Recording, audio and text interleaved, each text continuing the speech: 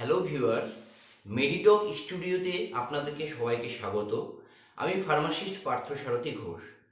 আজকে আমি আপনাদের সামনে একটি অত্যন্ত গুরুত্বপূর্ণ একটি বিষয় নিয়ে আলোচনা করব। সেটি হচ্ছে হার্ট অ্যাটাক। এই টার্মটা সম্পর্কে সবাই জানেন। তো আজকে আমি হার্ট অ্যাটাক কেন হয়, হার্ট অ্যাটাকের লক্ষণ কি, যদি কারো বাড়িতে কোনো ব্যক্তির হার্ট অ্যাটাক হয় তাহলে তাকে কি ওষুধ ইমার্জেন্সিতে দেওয়া হয়, এইসব সম্পর্কে আমরা আলোচনা করব।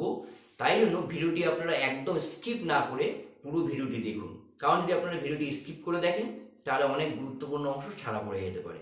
আর ভিডিও শেষে আমি একটি ট্যাবলেটের নাম বলবো বা একটি ওষুধের নাম বলবো, যেটি খেলে কিন্তু অনেকের হার্ট অ্যাটাক হওয়ার সময় এই ওষুধটি খেলে আর বেশি কিছু হবে না। তাই জন্য এই ওষুধগুলোর নাম আর সম্পূর্ণ তথ্য জানার জন্য পুরো ভিডিওটি দেখুন। ভিডিওটি যদি ভালো লাগে তাহলে অবশ্যই আমার চ্যানেলটিকে সাবস্ক্রাইব করবেন এবং একটি লাইক দিয়ে দেবেন।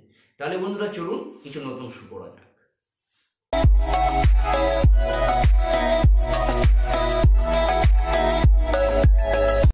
তো বন্ধুরা, আজকে যে তথ্যটি নিয়ে আলোচনা করব সেটি হচ্ছে হার্ট অ্যাটাক। তাহলে আমাদেরকে জানতে হবে যে এই হার্ট অ্যাটাক কেন হয়, এর কারণ কি। মেনলি এর কয়েকটি কারণ আছে। তার মধ্যে সব থেকে গুরুত্বপূর্ণ যে কারণগুলি হচ্ছে সেটি হচ্ছে যদি জেনেটিক ফ্যাক্টর, জেনেটিক কারণে মানুষের হার্ট অ্যাটাক হতে পারে। যদি কারো বাড়িতে কোনো ব্যক্তির একটা ফ্যামিলি হিস্ট্রি থাকে, যে তার আগেকার যারা মা বাবা বা কাকা যেটা তাদের এই ফ্যামিলি হিস্ট্রি আছে হার্ট অ্যাটাকের, বা হাই প্রেশারের ফ্যামিলি হিস্ট্রি আছে, তাহলে সেক্ষেত্রে সেই ব্যক্তির কিন্তু হার্ট অ্যাটাক হওয়ার সম্ভাবনা থাকে, ফ্যামিলি হিস্ট্রি। 2 নম্বর হচ্ছে অনিয়ন্ত্রিত জীবনযাপন। যদি কেউ অত্যন্ত পরিমাণে স্মোকিং করে, অ্যালকোহল পান করে, তাহলে কিন্তু তার হার্টে অনেক ক্ষতি করে এবং এই কারণেও কিন্তু হার্ট অ্যাটাক হতে পারে। আর 3 নম্বর কারণ হচ্ছে কোলেস্টেরল। ধরুন যদি কোনো ব্যক্তির যদি কোলেস্টেরল থাকে তাহলে সেক্ষেত্রে কিন্তু হার্ট অ্যাটাকের একটা অনেক বড় ঝুঁকি থাকে। যদি কোনো ব্যক্তির ডায়াবেটিস থাকে তাহলেও কিন্তু তাই সেই ব্যক্তির হার্ট অ্যাটাকের ঝুঁকি থাকে। তাহলে বন্ধুরা জেনে নেওয়া যাক যে কোলেস্টেরল যদি থাকে তাহলে আমরা কি করে বুঝবো তার কেন ঝুঁকি থাকে। মানে কোলেস্টেরল এমন একটা জিনিস, সেটি হচ্ছে যে আমাদের যে শিরা উপশিরাগুলো আছে যেগুলো দিয়ে রক্ত প্রবাহিত হয়, সেই শিরা উপশিরাগুলির মধ্যে আমাদের কোলেস্টেরল বা ফ্যাট জমতে থাকে। এই ফ্যাট যদি জমতে থাকে তাহলে রক্ত প্রবাহ হতে অসুবিধা হয়, রক্ত খুব কম পরিমাণে সেই শিরা উপশিরাগুলোর মাধ্যমে প্রবাহিত হতে পারে। আর এই জিনিসটাকে বলা হয় কোলেস্টেরল জমেছে শিরার মধ্যে। সেরকম আমাদের শিরা উপশিরায় যেমন কোলেস্টেরল জমে, সেরকম হার্টের মধ্যেও কিন্তু করোনারি আর্টারি বলে একটা শিরা থাকে। তো সেই করোনারি আর্টারির মধ্যেও যদি কোলেস্টেরল জমে তাহলে কিন্তু এই কোলেস্টেরল জমে হার্ট অ্যাটাক হতে পারে। কেমন করে হতে পারে? ধরুন যে করোনারি আর্টারির মধ্যে যদি কোলেস্টেরল জমতে শুরু করে, ফ্যাট জমতে শুরু করে, তাহলে সে কি হয়, ওই ফ্যাটের মধ্যে যখন রক্ত প্রবাহিত হয় ওর উপর দিয়ে, তখন কি হয়, রক্তকণিকা বা অনুচক্রিকা বা প্লেটলেট এগুলো কি হয়, আস্তে আস্তে আস্তে ওই কোলেস্টেরলের মধ্যে জমতে থাকে এবং দিনের পর দিন এই কোলেস্টেরলের মধ্যে যদি এই রক্তগুলি জমতে শুরু করে, তাহলে একসময় কি হয়, হুট করে সেই রক্ত নালীটিতে যদি সেই জমা রক্ত যদি কোনো কিছু কারণে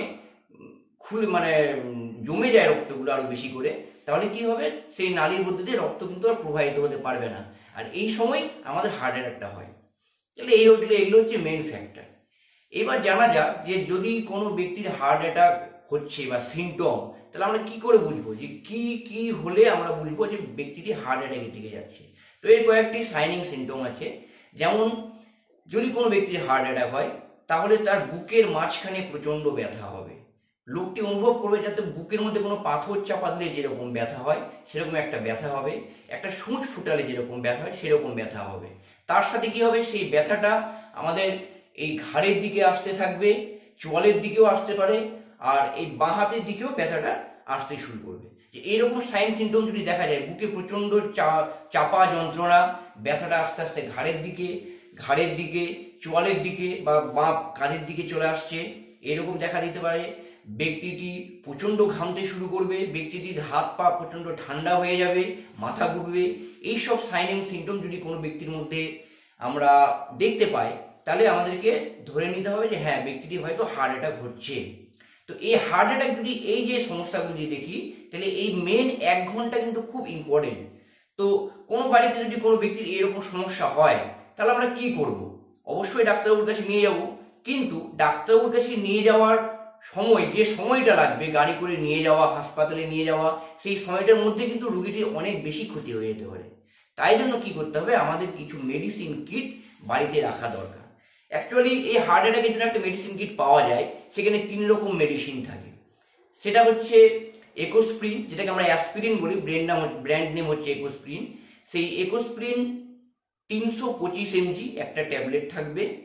তারপরে অ্যাটোরভাস্টাডিন বলে একটি ওষুধ পাওয়া যায়, এই অ্যাটোরভাস্টাডিন ওষুধটি 80 mg থাকবে। আর 3 নম্বর ওষুধটি হচ্ছে ক্লোপিডোগ্রিল 300 mg। তাহলে এই মেডিসিন কিটটা আমাদের ঘরে রাখতে হবে, যেখানে কি থাকছে, অ্যাটোরভাস্টাডিন 80 mg, ক্লোপিডোগ্রিল 300 mg এবং একোস্প্রিন 325 mg। এই 3টে ওষুধ যদি আমরা একসঙ্গে পেশেন্টটিকে খাইয়ে দিতে পারি, তাহলে কিন্তু আমরা অনেক বড় বিপদ থেকে রক্ষা পাবো।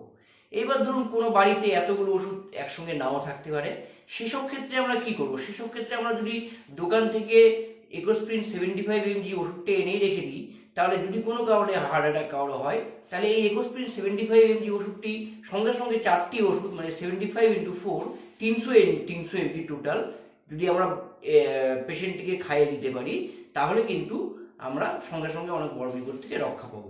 তারপরে এটা খাইয়ে দেওয়ার পরে আমরা ডাক্তারবাবুর কাছে নিয়ে যাবো। এবার জেনে নেওয়া যাক যে এই একোস্প্রিন বা অ্যাসপিরিন এর কাজ কি। এর কাজ হচ্ছে, এটি হচ্ছে অ্যান্টি প্লেটলেট মেডিসিন। তাহলে আমাদের জানতে হবে যে প্লেটলেটটা কি বা এটা কি করে। প্লেটলেট হচ্ছে একটি রক্তের উপাদান। এটা আমাদের ধরুন কোথাও যদি কেটে যায় বা কেটে ছিঁড়ে গেলে যে আমাদের রক্ত বের হয়, সেই রক্তটাকে জমাট বাঁধতে সাহায্য করে হচ্ছে প্লেটলেট।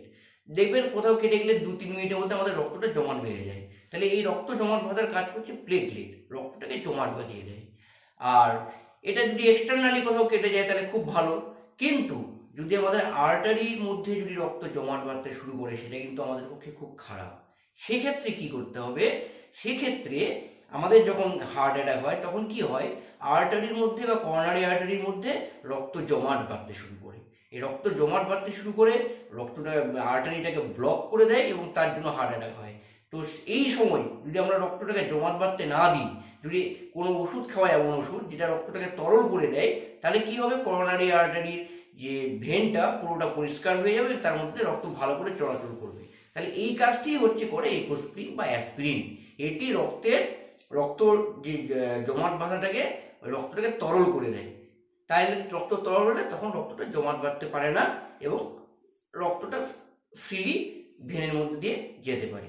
তো এইভাবে আমাদের একোস্প্রিন 75 mg বা অ্যাসপিরিন এই ওষুধটি কাজ করে। তাহলে বন্ধুরা, এই যে ওষুধগুলো, এগুলো হচ্ছে খুব গুরুত্বপূর্ণ ওষুধ। এগুলো আপনারা সবসময় বাড়িতে রাখবেন। যাদের বাড়িতে হার্টের পেশেন্ট আছে তাদের তো অবশ্যই এই জিনিসগুলো রাখা উচিত। আর আরও যদি এ সম্বন্ধিত আপনাদের কোনো প্রশ্ন থাকে, তাহলে আমাকে কমেন্টের মাধ্যমে জানাতে পারেন এবং আমার চ্যানেলটিকে আমার অবশ্যই সাবস্ক্রাইব করবেন। কারণ আপনি যদি নতুন যারা ভিউয়ার্স আছেন আমার চ্যানেলটি যদি সাবস্ক্রাইব করেন, তাহলে আরও নতুন নতুন তথ্য আমি আপনাদের সামনে তুলে ধরতে পারবো। আর অবশ্যই ভিডিওটিকে লাইক দেবেন যদি ভালো লাগে, কারণ আপনাদের একটা লাইক আমাকে আমাদের এই নতুন নতুন ভিডিও বানাতে অনেক মোটিভেশন পাবো আমরা। তো বন্ধুরা, আজকে এই পর্যন্তই। নমস্কার।